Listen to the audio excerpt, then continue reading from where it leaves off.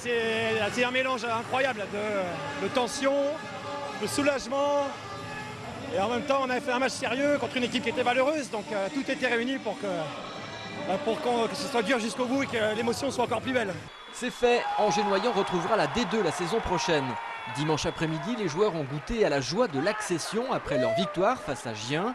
Une victoire 26-21, pas si facile que ça, puisque les Angevins ont dû batailler pour assurer leur avantage jusqu'à la fin. En tout cas, un an après leur relégation en National 1, ils ont réussi leur pari, remonter aussitôt. Je pense que c'est une des plus belles saisons que j'ai jamais vécues, du haut de mes 36 ans. Parce que c'était vraiment un challenge incroyable et difficile. Donc là, je suis pleinement heureux, quoi.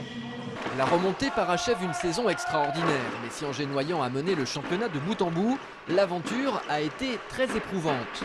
Parce qu'on a attendu partout et je pense que c'était un statut qu'Angers n'avait pas l'habitude de rencontrer parce que ça allait faire 3 ou 4 ans qu'on était plutôt aux charrettes. Et là, voilà, on venait de descendre de D2, gros budget, grosse équipe, gros groupe. Donc on était un peu la cible à abattre. C'est également une double victoire pour Angers-Noyant.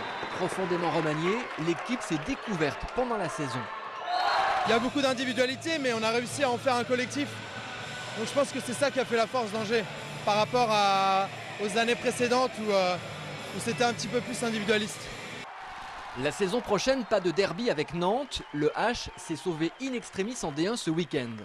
Pour Angers-Noyant, la saison n'est pas terminée. Le club va encore se battre pour le titre de champion de National 1. Match le 6 juin à Hasbrook, puis le retour le 13 à Jeanbouin.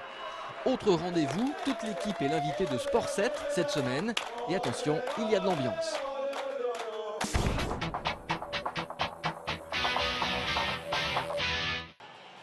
On continue avec Angers-Noyant. L'équipe va changer d'entraîneur. Tomislav Krizanovic quitte ses fonctions et c'est Denis Tristan qui prendra les rênes de l'équipe en Division 2.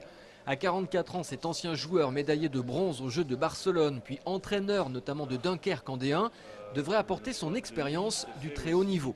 L'expérience de Denis, notamment à Dunkerque, où il a connu vraiment le très haut niveau et la Coupe d'Europe, et le club de Dunkerque qui est un club très bien structuré. On a aussi envie de se servir de lui pour continuer à bien se structurer, pour être au rendez-vous demain.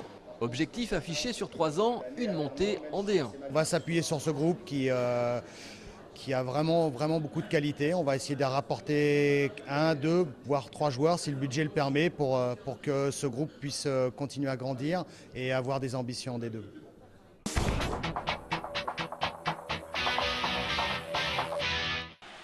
On savait déjà qu'il était très bon, mais depuis ce week-end, l'info a un caractère plus officiel. Paul Aloefoulou vient d'être sacré meilleur joueur de Ligue 2 lors de la cérémonie des trophées UNFP. Une consécration par ses pairs qui vient clôturer une saison parfaite au sein d'Angesco. 12 buts, 12 passes décisives, une présence quasi indispensable dans l'équipe, une très grande gentillesse et désormais un avenir qui va s'écrire en Ligue 1 puisque Paul rejoindra l'AS Nancy-Lorraine la saison prochaine. En attendant, le SCO a conclu sa dernière rencontre à Jeanbouin de la saison par un match nul, 1 partout face à Châteauroux. Le SCO reste 7e. La quille, c'est vendredi prochain à Reims.